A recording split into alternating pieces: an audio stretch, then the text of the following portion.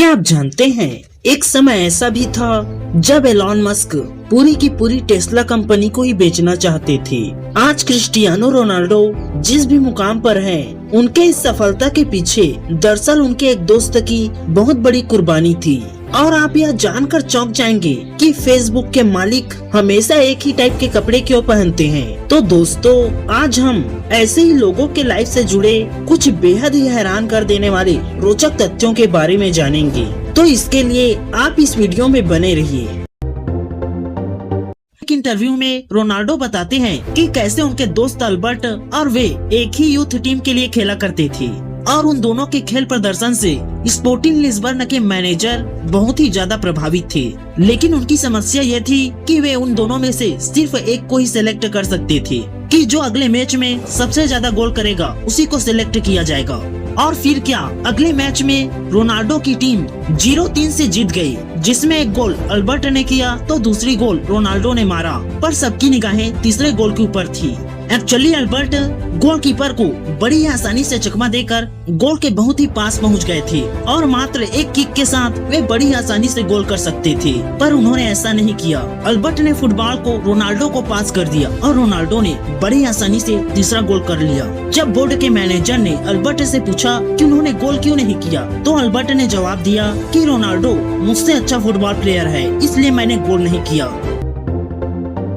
आप सभी फेसबुक के मालिक मार्क जकरबर्ग को तो जानते ही होंगे, जो कि दुनिया के सबसे अमीर व्यक्तियों में से एक हैं। लेकिन दोस्तों, क्या आपको पता है मार्क जकरबर्ग हमेशा एक ही टाइप के कपड़े पहनते हैं। और इस पर एक व्यक्ति ने उनसे पूछ भी लिया कि आप हमेशा एक ही टाइप के कपड़े क्यों पहनते हैं। तो इस पर मार्क जकरबर्ग ने जवाब देते हुए कहा, पहले मेरे पास बहुत सारे कपड़े होते थे, जिसके कारण मेरे पास बहुत सारी चॉइसें थी। लेकिन जब भी मैं अच्छी तरह से तैयार होने का सोचता था, उस समय मेरे 10 से 15 मिनट सिर्फ कपड़े सेलेक्ट करने में बर्बाद हो जाते थे और मैं इसको लेकर हमेशा कंफ्यूजन में रहता था। इसलिए मैंने सोचा क्यों न एक ही टाइप के कपड़े पहना जाए और मैंने अपने सारे कपड़ों को एक ही टाइप के कपड़े से रिप्लेस कर दिया, जिसके कारण अब मेरा बहुत सारा समय बर्बाद होने से बच जाता है और मेरा माइंड भी क्लियर रहता है।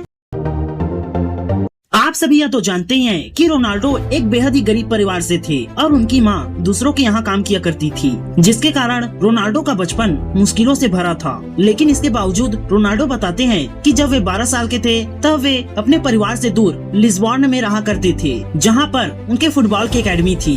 जब वे फुटबॉल खेलकर अपने दोस्तों के साथ आ रहे थे, तभी रास्ते में रोनाल्डो को जोरों से भूख लग जाती है, लेकिन उसके पास पैसे ही नहीं होते जिससे कि वह कुछ खाने के लिए ले सके। फिर भी वह पास ही के मैकडॉनल्ड में चला जाता है और वहाँ पर फ्री में खाने के लिए कुछ मांगता है। मैकडॉनल्ड में एक एडना नाम की महिला होती है, जो बिना कुछ सवाल जवाब पूछे उस छोटे से रोनाल्डो को खाने के लिए बर्गर दे देती है। और दोस्तों, इसके कई सालों बाद जब रोनाल्डो एक बहुत बड़े फुटबॉलर बन जाते हैं, तब वे उस महिला को खोजते हैं, लेकिन बहुत खोजने के बावजूद वह महिला उन्हें नहीं मिलती। फाइनली एक इंटरव्यू में उस महिला से रोनाल्डो की मुलाकात हो ही जाती है और वे उसे शुक्रिया करते हैं। यही नहीं, रोनाल्डो उस महिला को डिनर के लिए अपने घर भी इनवाइट करते हैं।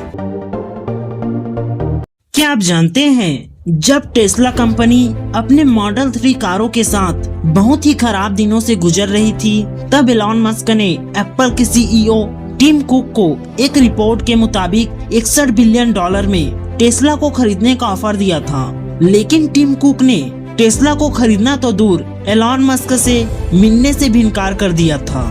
दोस्तों, आप सभी यह तो जानते हैं कि आज टेस्ला की वैल्यू 10 गुना बढ़ गई है और एलॉन मस्क दुनिया के दूसरे सबसे अमीर व्यक्ति बन गए हैं।